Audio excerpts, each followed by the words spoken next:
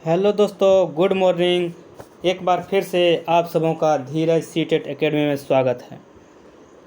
तो सबसे पहले मैं लोग चलते हैं राजनीतिक शास्त्र सामाजिक विज्ञान का एक पार्ट है। जैसा कि आप लोग देख सकते हैं, कक्षा 11 का पॉलिटिकल साइंस का मैं पार्ट 1 बना चुका हूं, जिसमें से 1 से 10 चैप्टर का उसमें संपूर्ण क्वेश्चन का विश्लेषण किया गया है।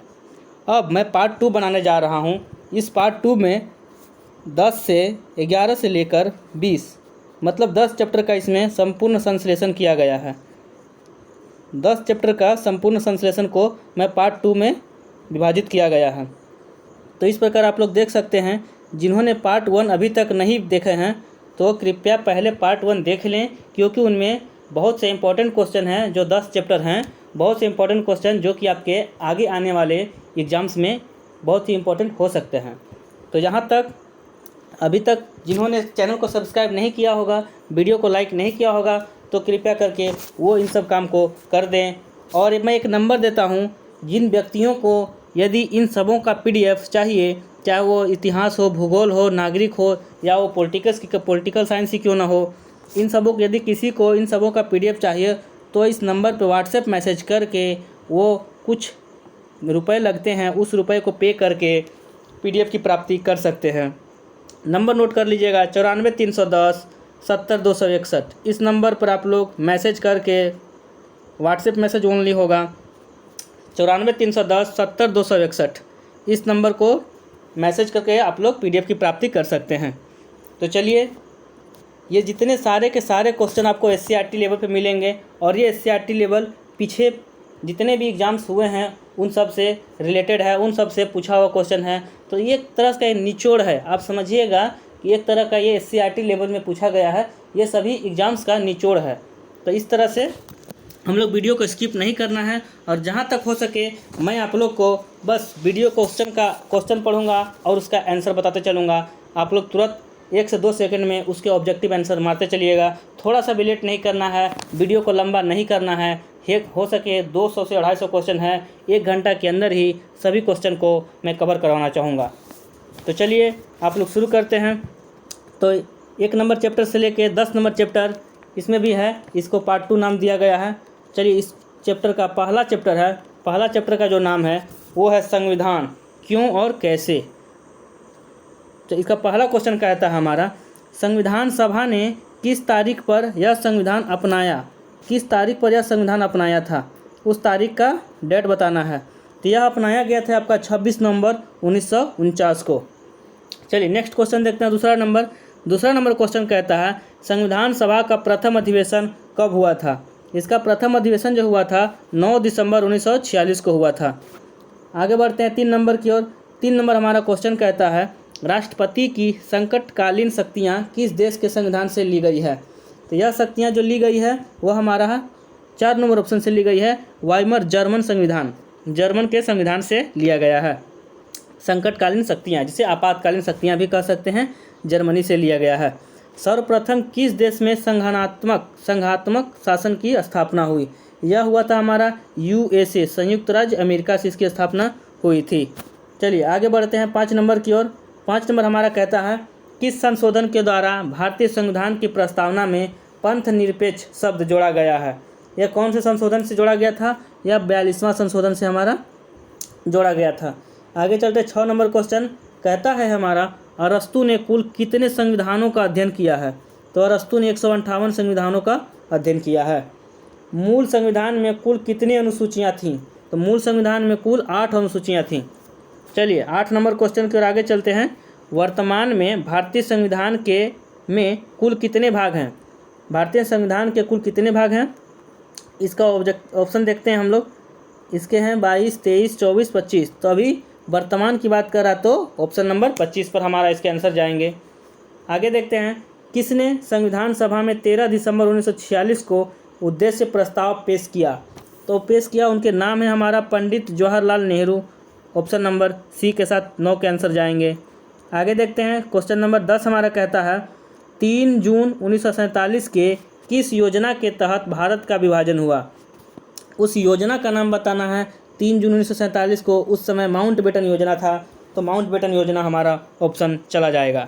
11 नंबर देखते हैं, भारत का संविधान कब लागू हुआ था? तो ये हुआ था 26 जनवरी 1950 को। 12 नंबर क्वेश्चन देखते हैं, संविधान सभा के अध्यक्ष कौन थे? तो संविधान सभा के जो अध्यक्ष थे वो डॉक्टर राजेंद्र प्रसाद थे और ये भारत के प्रथम राष्ट्रपति भी कहलाए रहे थे।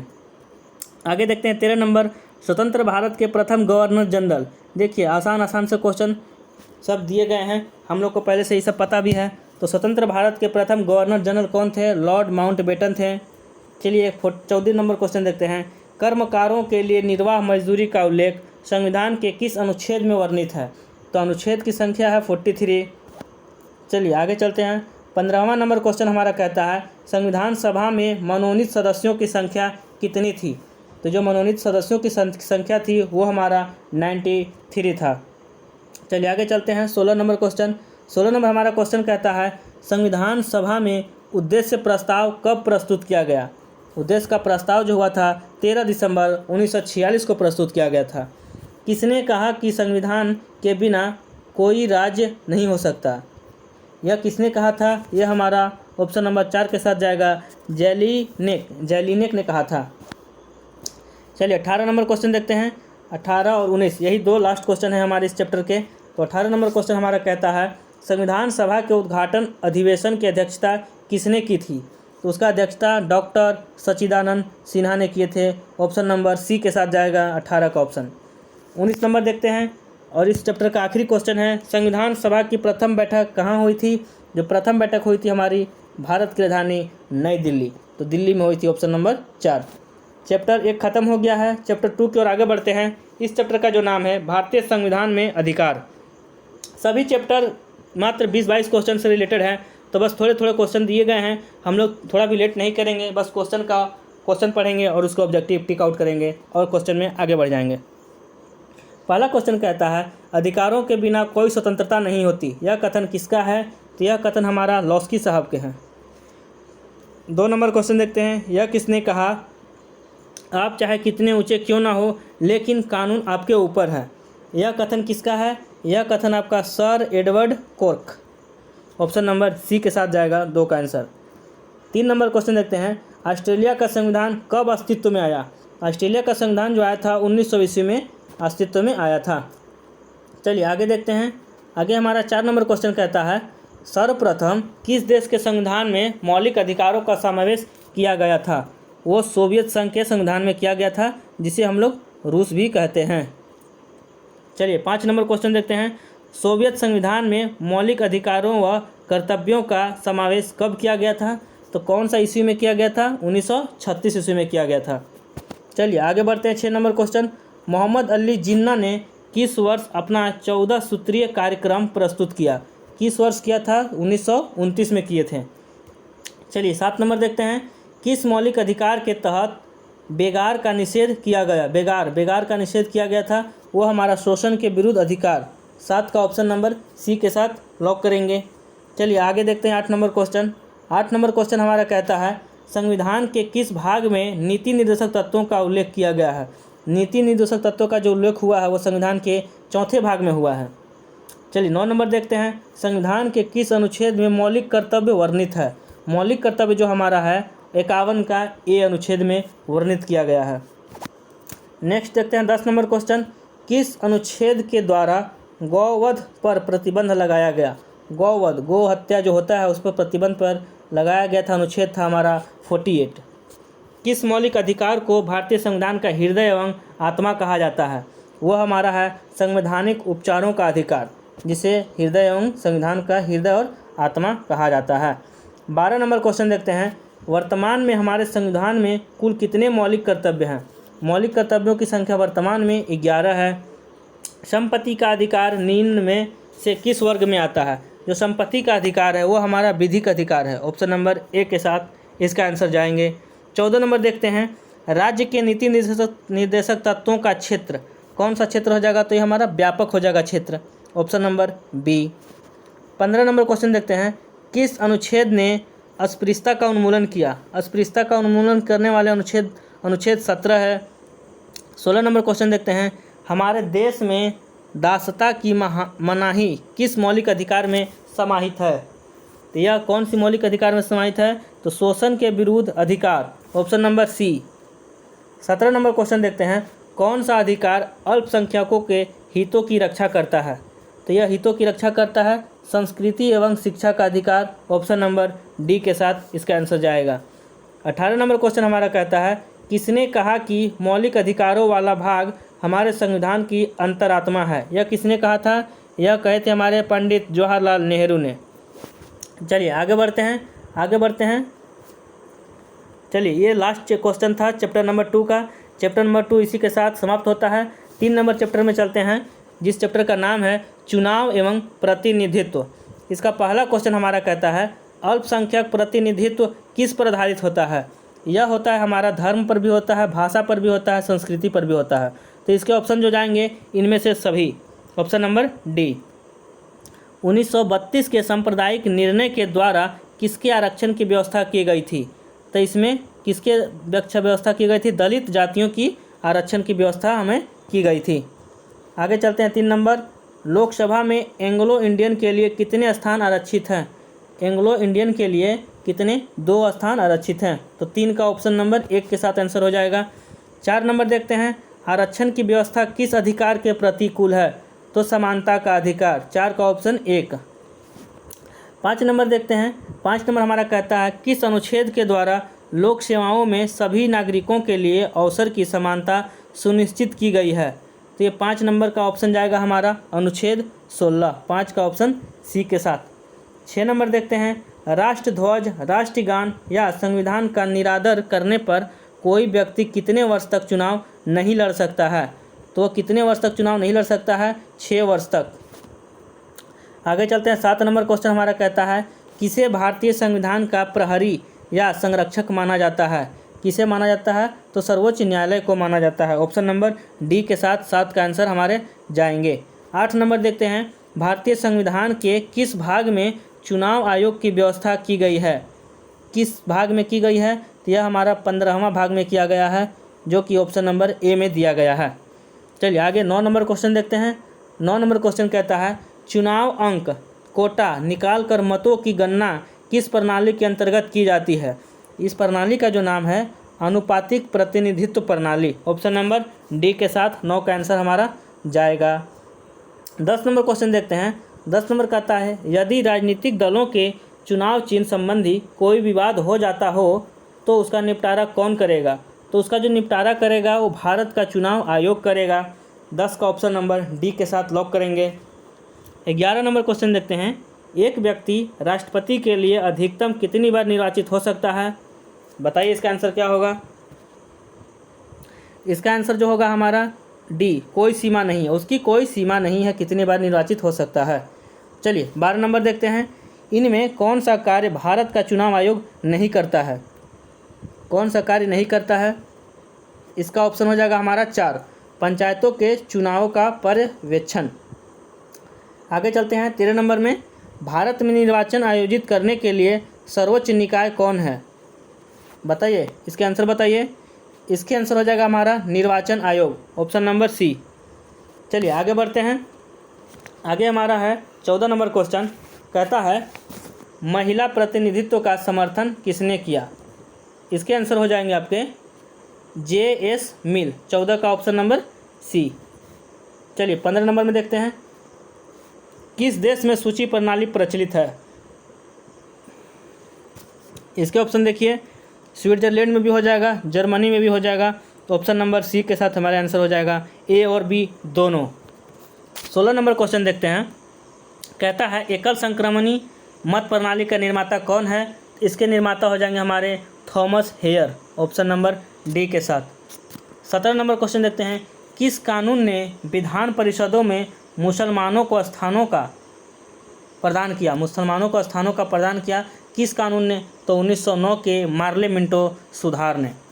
चलिए 18 नंबर क्वेश्चन देखते हैं, लोकसभा तथा राज्यों की विधानसभाओं में किन्हें आरक्षण प्राप्त है? किन्हें आरक्षण प्राप्त है? इसका आंसर जो जाएगा महिलाओं को बहुत ज़्यादा आरक्षण प्राप्त है। 19 नंबर क्वेश्चन देखते हैं, भारत के चुनाव आयोग में मुख्य चुनाव आयुक्त सहित कुल कितने सदस्य हैं? कुल कितने सदस्य हैं? इसके सदस्य हो जाएंगे हमारे 3, ऑप्शन नंबर ए। चलिए इस चैप्टर का भी आखिरी क्वेश्चन कहता है, J.S. मिल के अनुसार महिलाओं को मताधिकार मिलना चाहिए क्यों मिलना चाहिए? क्योंकि ऑप्शन नंबर सी, राजनीति सभ्य व शिष्ट हो जाएगी। चलिए आगे बढ़ते हैं चैप्टर नंबर 4 की ओर। चैप्टर नंबर 4 में कार्यपालिका चैप्टर का नाम है। इसका क्वेश्चन कहता है पहला नंबर, सन 1996 में अटल बिहारी वाजपेयी कुल कितने दिन प्रधानमंत्री पद पर रहे? 1996 की बात हुआ है, कितने दिन तक रहे थे? तो 13 दिन तक रहे थे। चलिए नेक्स्ट देखते हैं, किसके अनुसार प्रधानमंत्री मंत्रिमंडल के जीवन और उसकी मृत्यु का केंद्र बिंदु है?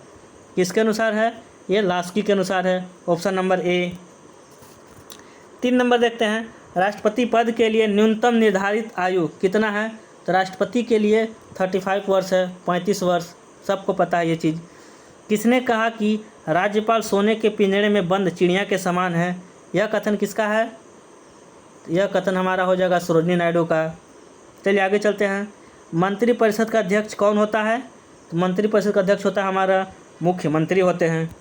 चलिए 6 नंबर क्वेश्चन देखते हैं, राज्यपाल को शपथ ग्रहण करवाता है कौन करवाता है?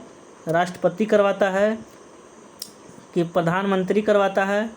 सर्वोच्च न्यायालय का मुख्य न्यायाधीश करवाता है कि 4 नंबर उच्च न्यायालय का मुख्य न्यायाधीश? तो इसका ऑप्शन हो जाएगा हमारा 4, उच्च न्यायालय का मुख्य न्यायाधीश। आगे देखते हैं 7 नंबर क्वेश्चन। 7 नंबर कहता है, राष्ट्रपति की संवैधानिक स्थिति क्या है? इसका आंसर हो जाएगा हमारा 1 नंबर, राज्य का अध्यक्ष है। 8 नंबर कहता है, किस अनुच्छेद के अंतर्गत राज्यों में राष्ट्रपति शासन लागू किया जाता है? कौन से अनुच्छेद के अंतर्गत? तो अनुच्छेद नंबर 356, ऑप्शन नंबर डी। आगे देखते हैं 9 नंबर क्वेश्चन, राष्ट्रपति राज्यसभा में कितने सदस्यों को मनोनीत करता है? कितने सदस्यों को मनोनीत करता है? 12 सदस्यों को मनोनीत करता है, ऑप्शन नंबर ए। 10 नंबर देखते हैं, भारत में संसदीय शासन प्रणाली है क्योंकि? इसका रीज़न क्या है? क्योंकि वास्तविक सत्ता मंत्रिपरिषद के पास है जो सामूहिक रूप से लोकसभा के प्रति उत्तरदायी है, ऑप्शन नंबर सी के साथ 10 को लॉक करेंगे। आगे देखते हैं 11 नंबर क्वेश्चन, कहता है प्रधानमंत्री को हटाने के लिए क्या? प्रधानमंत्री को हटाने के लिए साधारण बहुमत से संसद में अविश्वास का प्रस्ताव पास किया जा सकता है, ऑप्शन नंबर सी। 12 नंबर क्वेश्चन देखते हैं, यदि कोई गैर धन विधेयक राष्ट्रपति की अनुमति को भेजा जाता है तो उसका क्या होता है? अनिश्चित काल तक अपने विचाराधीन रख सकता है। चलिए 13 नंबर देखते हैं, मुख्यमंत्री किसे अपना त्यागपत्र देकर पद मुक्त हो सकता है? मुख्यमंत्री को अपना त्यागपत्र राज्यपाल को देना पड़ सकता है। चलिए आगे 14वां नंबर क्वेश्चन देखते हैं। 14 नंबर हमारा क्वेश्चन कहता है, संसदीय कार्यपालिका का अर्थ क्या होता है? इसका जो अर्थ होता है वह हमारा होता है डी नंबर, ऐसी कार्यपालिका जो संसद के बहुमत पर निर्भर हो। आगे चलते हैं 15 नंबर क्वेश्चन हमारा कहता है, ब्रिटिश काल में किस अधिनियम के द्वारा प्रांतों में द्वैत शासन की स्थापना की गई थी? किस अधिनियम के द्वारा की गई थी? तो वो है हमारा 1919 का अधिनियम, ऑप्शन नंबर बी। 16 नंबर देखते हैं, कौन मुख्यमंत्री के मंत्रिपरिषद को अपदस्थ नहीं कर सकता? कौन नहीं कर सकता? तो इसका आंसर जो हो जाएगा हमारा इनमें से कोई नहीं, ऑप्शन नंबर डी के साथ इस क्वेश्चन को लॉक किया जा सकता है। चलिए 17 नंबर क्वेश्चन देखते हैं, भारत में किस प्रधानमंत्री की सरकार को अविश्वास प्रस्ताव के कारण हटना पड़ा? देखिए इसमें से 4 ऑप्शन दिए हुए हैं, इसके आंसर क्या होंगे बोलिए? तो चलिए इसके जो ऑप्शन होगा ये हमारा ऑप्शन नंबर 4 हो जाएगा, इनमें से सभी, क्योंकि पी.वी. सिंह ये भी है, देवगौड़ा भी है, गुजराल भी है, तो इनमें से सभी का ऑप्शन चयन कर सकते हैं। आगे चलते हैं 18 नंबर में, संसदात्मक या मंत्रिमंडलात्मक शासन का सिद्धांत क्या है? इसका जो सिद्धांत हो जाएगा वो हमारा राष्ट्रपति संवैधानिक अध्यक्ष, ये सही है। कार्यपालिका के व्यवस्थापिका के प्रति सामूहिक उत्तरदायित्व, ये भी सही है। राजनीतिक सहजातीय व सहभागिता, ये भी सही है। तो इनमें से सभी का ऑप्शन हम लोग चुनाव कर सकते हैं। आगे बढ़ते हैं 19 नंबर क्वेश्चन की ओर। 19 नंबर क्वेश्चन हमारा कहता है, संविधान के किस अनुच्छेद में राष्ट्रपति पद के लिए योग्यताएं वर्णित है? अनुच्छेद नंबर वो हमारा 58 हो जाएगा। आगे बढ़ते हैं, राष्ट्रपति के निर्वाचन की प्रक्रिया संविधान के किस अनुच्छेद में वर्णित है? अनुच्छेद की संख्या पूछ रहा है तो हमारा हो जाएगा ऑप्शन नंबर सी के साथ अनुच्छेद 54 और 55 में। चलिए आगे बढ़ते हैं। 21 नंबर क्वेश्चन कहता है हमारा, निम्न में से किसकी नियुक्ति राष्ट्रपति द्वारा की जाती है? किसकी नियुक्ति राष्ट्रपति के द्वारा की जाती है? प्रधानमंत्री का भी कर सकते हैं, महान्यायवादी का भी कर सकते हैं, नियंत्रक एवं महालेखा परीक्षक, तीनों का कर सकते हैं। तो इनमें से सभी का ऑप्शन हमारा सही होगा। 22 नंबर चलते हैं। प्रधानमंत्री किसका अध्यक्ष है? प्रधानमंत्री शासन का अध्यक्ष है, ऑप्शन नंबर बी। 23 नंबर देखते हैं। राष्ट्रपति को पद से हटाने के लिए किस प्रक्रिया का प्रयोग किया जा सकता है? तो महाभियोग लगाया जाता है राष्ट्रपति को पद से हटाने के लिए। कैबिनेट के मेहराब की आधारशिला किसे कहा गया है? प्रधानमंत्री को कहा गया है। चलिए इस चैप्टर का आखिरी क्वेश्चन खत्म हो गया। 5 नंबर चैप्टर चलते हैं, विधायिका। 5 नंबर चैप्टर का जो नाम है विधायिका है।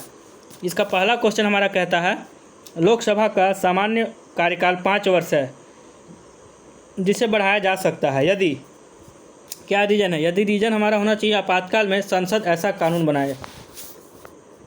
आगे चलते हैं 2 नंबर क्वेश्चन की ओर। 2 नंबर क्वेश्चन हमारा कहता है, राज्यपाल अपने विधानमंडल में पारित किसी बिल को राष्ट्रपति के विचाराधीन सुरक्षित रख सकता है यदि वह केंद्र के किसी कानून या उसकी नीति से टकरा सकता है। तो 2 का ऑप्शन नंबर सी के साथ इसका आंसर जाएगा। 3 नंबर देखते हैं, किस वर्ष तक भारत में लोकसभा एवं विधानसभा की सीटों की संख्या नहीं बढ़ाई जा सकती है? तो 2026 तक हो जाएगा ये, 3 का सी। 4 नंबर देखते हैं, भारतीय नागरिक कितने वर्ष की आयु में लोकसभा के चुनाव लड़ने का अधिकार है? कितने वर्ष तक है? तो ये हमारा लोकसभा लड़ने का अधिकार हमें 25 वर्ष तक है, ऑप्शन नंबर ए। 5 नंबर देखते हैं, भारत में संसद की स्थायी समितियां कब से विकसित हुई? स्थायी समितियां जो 1983 से विकसित हुई है।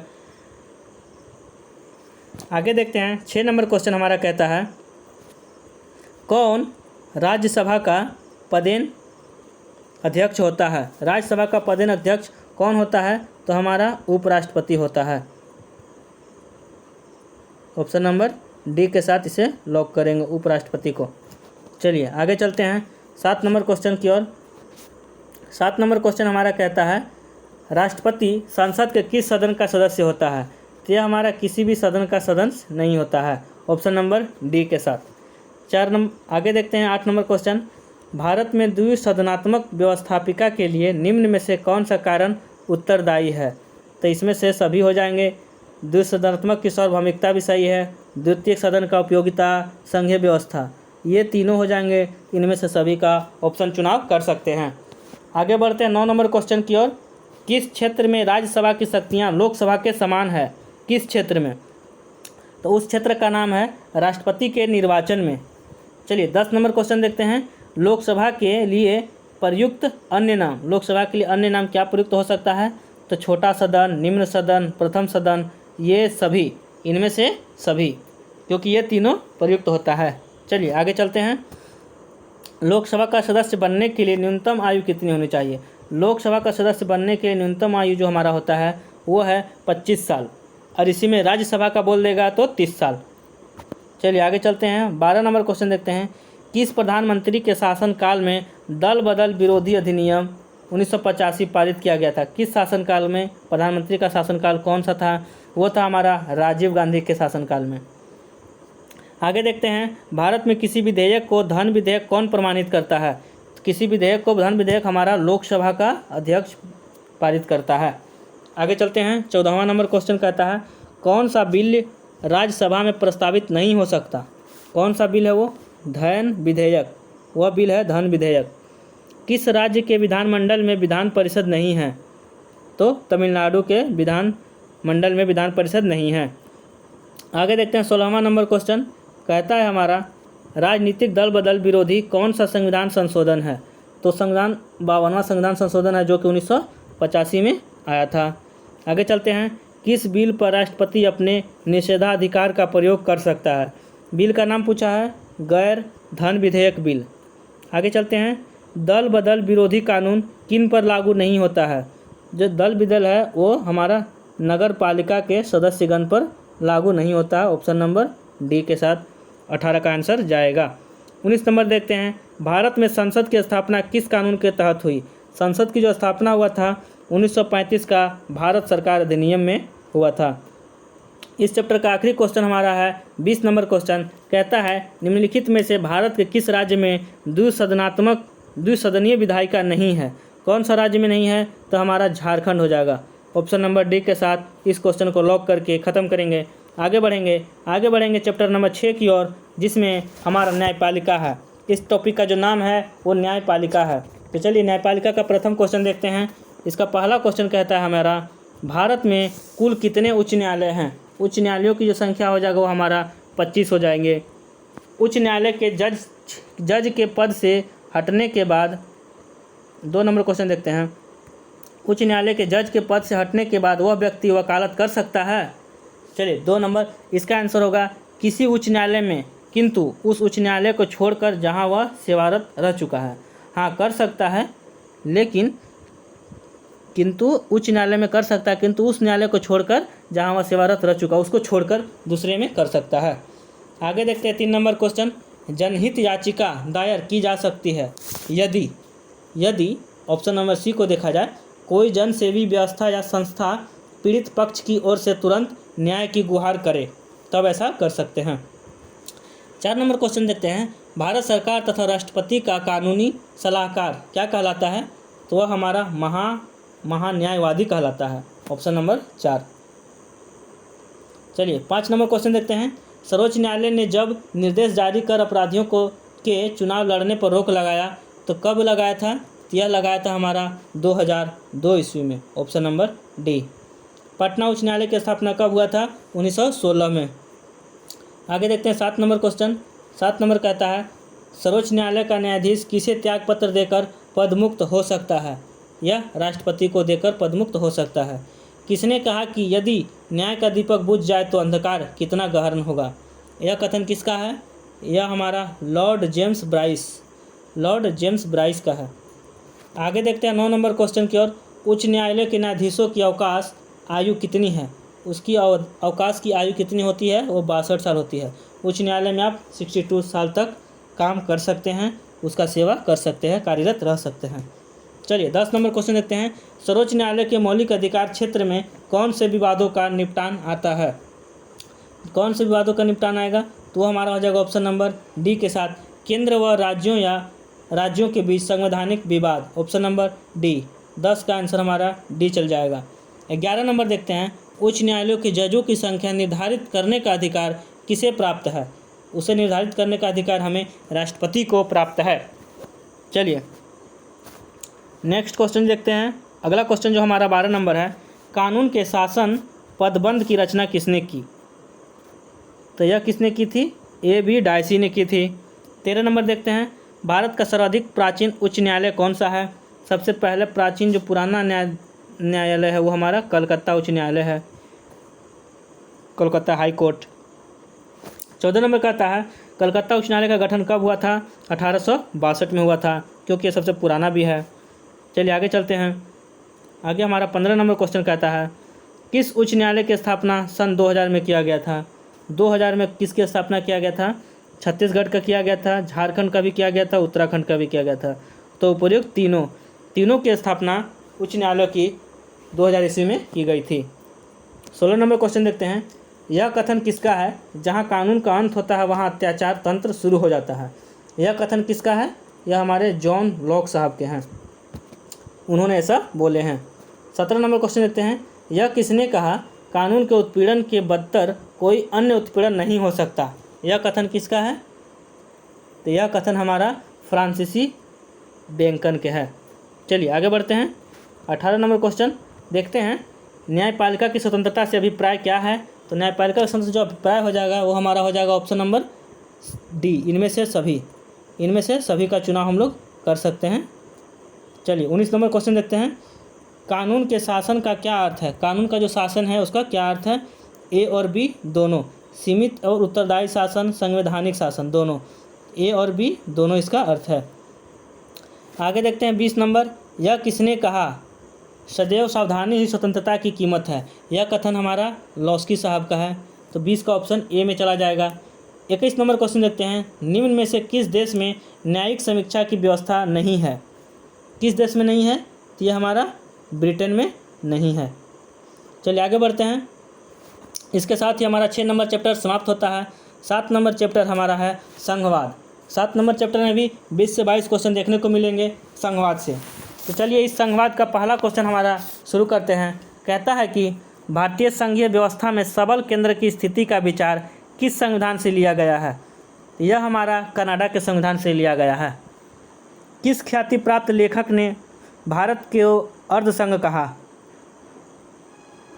इसके आंसर हो जाएगा हमारे केसी हेयर ने कहे थे। आगे चलते हैं। सर्वप्रथम किस देश में संघात्मक शासन की स्थापना हुई? किस देश में हुई थी? यूएसए, संयुक्त राज्य अमेरिका में हुई थी। 4 नंबर देखते हैं। संविधान के प्रावधान के अनुसार भारत को क्या कहा गया है? भारत को राज्यों का संघ कहा गया है। Option number A. 5 number question देखते हैं। भारत के चुनाव आयोग को किस सूची में रखा गया है? चुनाव आयोग को संघ सूची में रखा गया है। 5 का ऑप्शन नंबर ए के साथ इसका आंसर लॉक किया जाएगा। 6 नंबर क्वेश्चन देखते हैं। वेस्ट इंडीज संघ का जन्म हुआ था, कब हुआ था? 1958 में हुआ था। आगे बढ़ते हैं 7 नंबर की ओर। 7 नंबर क्वेश्चन कहता है हमारा गोस्वामी समिति का गठन कब हुआ था? 1990 में हुआ था गोस्वामी समिति का गठन। 8 नंबर क्वेश्चन देखते हैं। केंद्र राज्य संबंध में विवाद का एक कारण रहा है, तो किसके विरुद्ध रहा है? तो राज्यपाल का पद। ऑप्शन नंबर सी के साथ जाएगा 8 का आंसर। 9 नंबर देखते हैं। सरकार के कितने अंग होते हैं? सरकार के हमारा 3 अंग होते हैं। Option number C. 10 नंबर क्वेश्चन देखते हैं। राज्य के लिए आवश्यक कितने तत्व होते हैं? राज्य के लिए आवश्यक 4 तत्व होते हैं, 4। ऑप्शन नंबर 10 का 1। 11 नंबर। भारतीय संविधान में वर्णित समवर्ती सूची किस देश के संविधान से लिया गया है? तो जो हमारा समवर्ती सूची है वो ऑस्ट्रेलिया के संविधान से लिया गया है। आगे बढ़ते हैं 12 नंबर में। संविधान के किस भाग में केंद्र और राज्यों के बीच वित्तीय संबंधों का वर्णन किया गया है? तो 12वें भाग में किया गया है। Option number D. 12 का आंसर हमारा डी चला जाएगा। 13 नंबर देखते हैं। स्वतंत्र राज्यों के राष्ट्रीय कुल में कितने राज्य सम्मिलित हैं? तो 13 का हमारा आंसर हो जाएगा, वो हो जाएगा ऑप्शन नंबर सी, 12 राज्य सम्मिलित हैं। 14 नंबर क्वेश्चन देखते हैं। भारत में सुदृढ़ केंद्र के साथ संघीय ढांचा का विचार कहाँ से लिया गया है? यह हमारा हो जाएगा कनाडा से लिया गया है। ऑप्शन नंबर सी। 15 नंबर देखते हैं। भारतीय नागरिकता का विषय किस सूची में आता है? जो भारतीय नागरिकता का विषय है वो हमारा संघ सूची में आता है। ऑप्शन नंबर ए के साथ 15 को लॉक किया जाए। 16 नंबर क्वेश्चन देखते हैं। स्थानीय स्वशासन का विषय किस सूची में आता है? स्थानीय स्वशासन का विषय हमारा राज्य सूची में आता है। पर्यावरण सुरक्षा का विषय किस सूची में आता है? यह हमारा समवर्ती सूची में आता है। भारत में क्षेत्रीय परिषदों की स्थापना कब किया गया था? यह 1956 में किया गया था। 19 नंबर क्वेश्चन देखते हैं। कहता है भारत में क्षेत्रीय परिषदों का अध्यक्ष कौन होता है? क्षेत्रीय परिषदों का जो अध्यक्ष होगा गृह मंत्री होंगे। सिक्किम का किस वर्ष भारतीय संघ में विलय हुआ था? यह हुआ था हमारा 1975 में। दार्जिलिंग किस राज्य का क्षेत्र है? बोलता है दार्जिलिंग कहाँ है? दार्जिलिंग हमारा पश्चिम बंगाल में एक ज़िला है, पश्चिम बंगाल का एक क्षेत्र है, शहर है। चलिए 22 नंबर देखते हैं क्वेश्चन। कहता है संघ सूची में कुल कितने विषय दिए गए हैं? तो संघ सूची में 97 विषय दिए गए हैं। 23 नंबर कहता है निम्न में से कौन समवर्ती सूची का विषय है? समवर्ती सूची का विषय हमारा विवाह और तलाक हो जाएगा। आगे चलते हैं 24 नंबर में। किसके अनुसार संघ शासन का अर्थ है कमज़ोर शासन? इसके आंसर क्या होंगे? तो ए बी डायसी के अनुसार कर सकते हैं। इस चैप्टर का भी ये आखिरी क्वेश्चन था हमारा।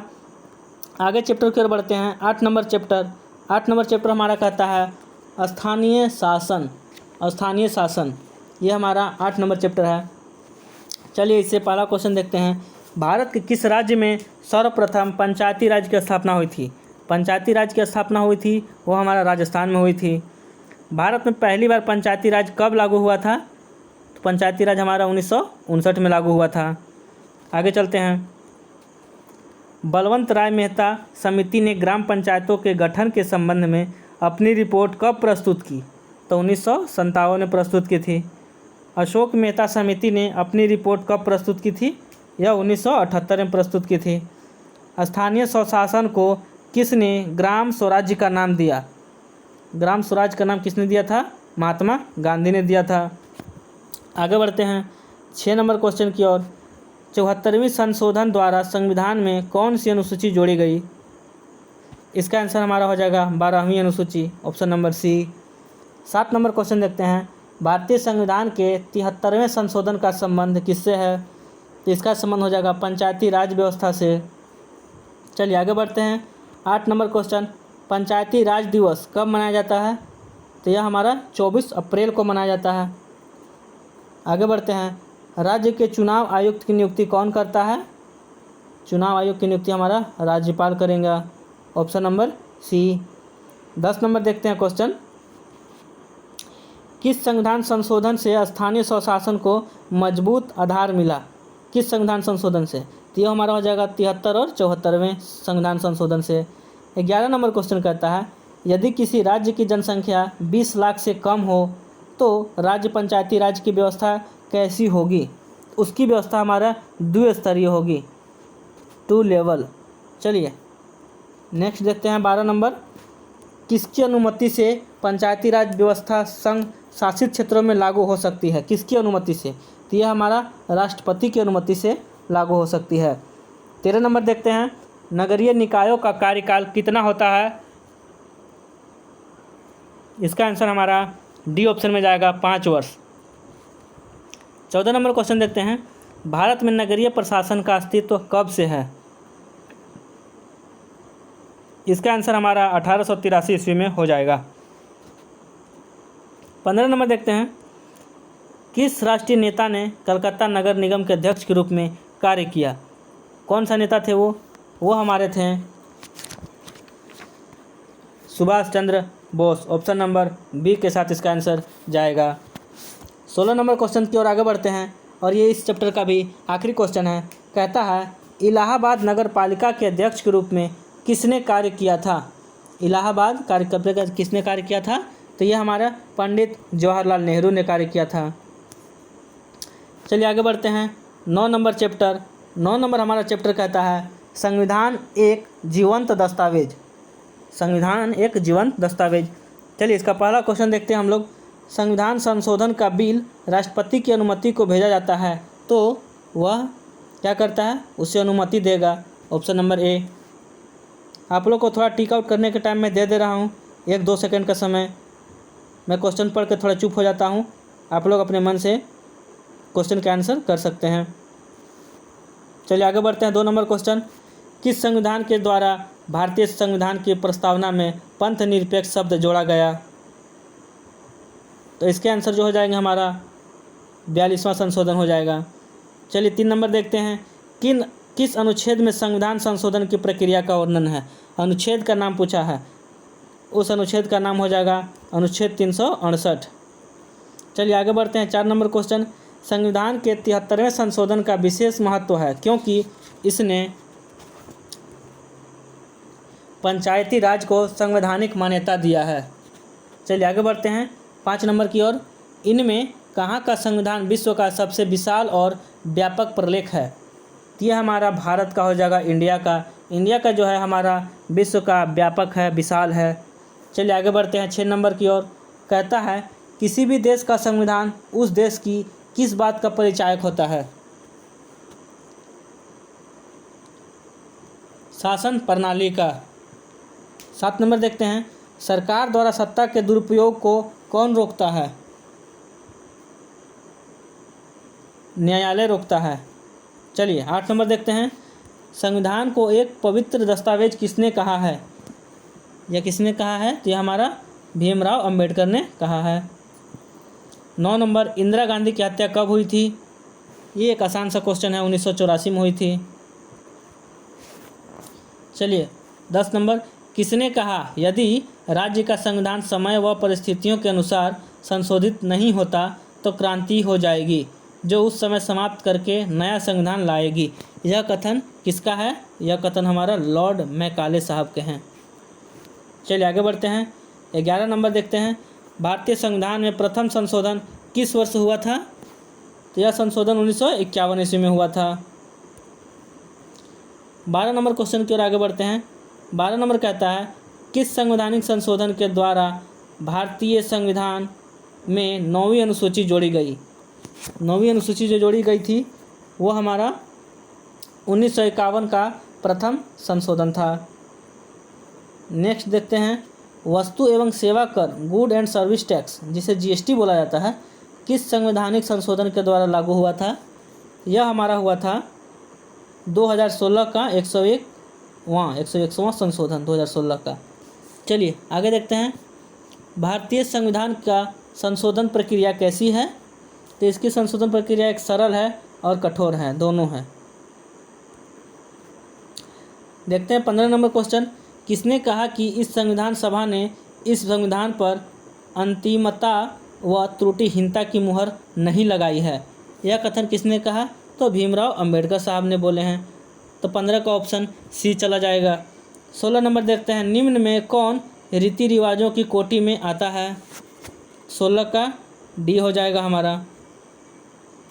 17 नंबर देखते हैं संविधान के रिवाज कन्वेंशन ऑफ द कॉन्स्टिट्यूशन पदबंध की रचना किसने की। इसकी रचना A.V. डायसी ने की थी। चलिए आगे बढ़ते हैं। 18 नंबर क्वेश्चन निम्न में से किस देश का संविधान लचीला है। तो हमारा ब्रिटेन का संविधान हमारा लचीला है। 19 नंबर क्वेश्चन देखते हैं किस विद्वान के अनुसार संविधान संशोधनों ने संविधान का रूप विस्तृत किया है। तो यह किस विद्वान के अनुसार है। N.A. पालकीवाला। चलिए इस चैप्टर का लास्ट क्वेश्चन है 20 नंबर। वो कहता है किसने कहा संविधान के नियमों के अनुसार रहने को दास्ता के रूप में नहीं बल्कि मोक्ष की तरह समझा जाना चाहिए। यह कथन किसका है। तो यह हमारा अरस्तु साहब के हैं। ऑप्शन नंबर सी के साथ 20 का आंसर जाएगा। और आगे 10 नंबर चैप्टर देखते हैं और यह हमारा आखिरी चैप्टर है, इस वीडियो का सबसे लास्ट चैप्टर है। तो कहता है 10 नंबर संविधान का राजनीतिक दर्शन। इसका पहला क्वेश्चन कहता है भारतीय संविधान के राजनीतिक दर्शन हैं। तो कौन है। तो व्यक्ति की स्वतंत्रता, सामाजिक न्याय, धर्मनिरपेक्षता, इनमें से सभी, ये तीनों हो जाएंगे। 2 नंबर क्वेश्चन देखते हैं निम्नांकित में कौन संविधान के आधारभूत तत्व हैं। इसके आधारभूत तत्व भी इनमें से सभी हो जाएंगे। संविधान की सर्वोच्चता भी हो जाएगा, संघीय शासन व्यवस्था भी हो जाएगा, विधि का शासन भी हो जाएगा। तो इनमें से सभी। 3 नंबर का आता है किसने कहा है ये तत्व आधुनिक लोकतंत्र के लिए राजनीतिक, सामाजिक तथा आर्थिक कार्यक्रम प्रस्तुत करते हैं। यह कथन किसका है। तो राम मनोहर लोहिया का है। चलिए आगे देखते हैं 4 नंबर क्वेश्चन संविधान सभा के समक्ष कठिनाइयाँ थी। तो किसकी थी। विशालता तथा अनेकता की, सांप्रदायिकता की, देशी राज्यों की, उपयुक्त सभी, इनमें से सभी का आंसर चुनाव करेंगे। तो 4 का ऑप्शन डी चला जाएगा। आगे देखते हैं 5 नंबर क्वेश्चन निम्नलिखित में धर्मनिरपेक्षता का कौन सा सिद्धांत भारत के संविधान में अपनाया गया है। तो यह राज्य का धर्म से कोई लेना देना नहीं है। 5 का ए चला जाएगा। 6 नंबर कहता है संवैधानिक प्रावधानों में जिस समाजवादी दर्शन का आह्वान किया गया है उसका क्या स्रोत है। उसका स्रोत हो जाएगा हमारा लास्की का फेबियनवाद। चलिए आगे देखते हैं निम्न में से किस देश के संविधान के प्रस्तावना में शांति शब्द का अधिक बल दिया गया है। शांति का अधिक बल दिया गया हमारा ब्रिटेन की संविधान प्रस्तावना में। 8 नंबर क्वेश्चन कहता है किस देश के कानूनों और संवैधानिक व्यवस्था को सामान्य कानून पर आधारित बताया गया है। कौन सा देश में। तो वो हो जाएगा हमारा Britain. Option number D. 9 number question देखते हैं कहता है किस देश की प्रस्तावना में संपूर्ण प्रभुत्व संपन्न समाजवादी पंथ निरपेक्ष लोकतंत्रात्मक गणराज्य का दर्शन निहित है। किस देश में। इसका आंसर हो जाएगा हमारा भारत ए। 10 नंबर कहता है यह कि देश के संविधान निर्माताओं का उद्देश्य था कि वे एक ऐसे संविधान का निर्माण करें जो देश में विद्यमान परंपरागत सामाजिक ऊंच नीच के बंधनों को तोड़े तथा स्वतंत्रता, समानता तथा न्याय के नए युग का निर्माण करें। यह हमारा भारत ने ऐसा बोला था। चलिए आगे बढ़ते हैं 11 नंबर क्वेश्चन की ओर। 11 नंबर क्वेश्चन कहता है, बड़े बड़े क्वेश्चन हैं आंसर लेकिन उसके छोटे हैं। किस देश का संविधान स्वतंत्रता, समानता, सामाजिक न्याय, लोकतंत्र, राष्ट्रीय अखंडता तथा एकता के लिए कृत संकल्प हैं? किस देश का है? तो ये हमारा भारत का ही हो जाएगा। नेक्स्ट, भारतीय संविधान का आधारभूत दर्शन क्या है? इसका आधारभूत दर्शन हो जाएगा हमारा लोकतांत्रिक समाजवाद। आगे चलते हैं 13 नंबर क्वेश्चन की ओर। कहता है, संविधान सभा में समाजवादी सूत्रों को अपनाने का प्रभावशाली समर्थन किसने किया? इसके जो आंसर हो जाएंगे हमारा ऑप्शन नंबर डी के साथ पंडित जवाहरलाल नेहरू ने किया था। 14 नंबर क्वेश्चन देखते हैं, संविधान के आधारभूत दर्शन के अनुसार भारत में किस प्रकार के राज्य की स्थापना हुई थी? ये हुई थी हमारा लोक कल्याणकारी राज्य, ऑप्शन नंबर डी। 15 नंबर क्वेश्चन देखते हैं, संविधान के किन प्रावधानों में भारत के सभी नागरिकों को न्याय, स्वतंत्रता, समानता और बंधुता के वरदान सुनिश्चित किए गए हैं? इसका आंसर हो जाएगा हमारा ऑप्शन नंबर 1 के साथ प्रस्तावना। और चलिए इस चैप्टर का, इस वीडियो का, इस पार्ट का, इस राजनीतिक शास्त्र का आखिरी क्वेश्चन 16 नंबर क्वेश्चन है। वो कहता है, देश में स्वतंत्र एवं निष्पक्ष न्यायपालिका द्वारा व्यक्तियों की स्वतंत्रताओं को सुरक्षित करना किस विचारधारा के अंतर्गत आता है? तो ये हमारा ऑप्शन नंबर 1 के साथ जाएगा, उदारवाद के अंतर्गत आता है। तो इस प्रकार से हम लोगों ने इस वीडियो को समाप्त कर दिया है। तो आप लोग, ये वीडियो का दूसरा पार्ट है जो कि चैप्टर नंबर 1 से 10 तक पहला पार्ट था, और फिर 1 से 10 तक उसको पार्ट 2 में रखा गया है, क्योंकि बुक में टोटल 20 चैप्टर दिए गए हैं जो 10-10 में बटे हुए हैं। तो मैंने एक वीडियो को पार्ट 1 दिया गया जिसका 1 से 10 तक बोला गया, और अगला वीडियो को पार्ट 2 नाम दिया गया जिसको आगे 1 से 10 तक उसे भी कहा गया। सभी के सभी प्रश्न SCRT MCQ क्वेश्चन बेस्ड हैं, तो प्लीज़ वीडियो को स्किप न करें, क्योंकि मैं बहुत ही कम समय में आपको 200 से 250 क्वेश्चन को कवर करवा दिया हूं। मात्र 45 से 50 मिनट तक वीडियो को देखिएगा, सभी के सभी क्वेश्चन आपके SCRT लेवल पे कवर हो गए हैं, और ये सब क्वेश्चन आगामी आने वाली परीक्षाओं के लिए बहुत ही महत्वपूर्ण है। तो अभी तक जिन लोगों ने वीडियो को लाइक नहीं किए होंगे वो लाइक और सब्सक्राइब कर देंगे, और इसके जो वीडियो का डिस्क्रिप्शन में जाएंगे तो वहाँ पर एक लिंक मिलेगा आपको टेलीग्राम का, उससे जुड़ जाएंगे। वहाँ पर सारे मैसेज आपको मिलते हैं, उस मैसेज को फॉलो कीजिएगा। और फिर किसी चीज़ की आवश्यकता होती है, आपको मदद की ज़रूरत होती है, तो आप टेलीग्राम के माध्यम से SMS करके हमारे जो धीरज सर हैं उनसे प्राप्त कर सकते हैं। चलिए इतना ही, तब तक के लिए धन्यवाद। जय हिंद, जय भारत।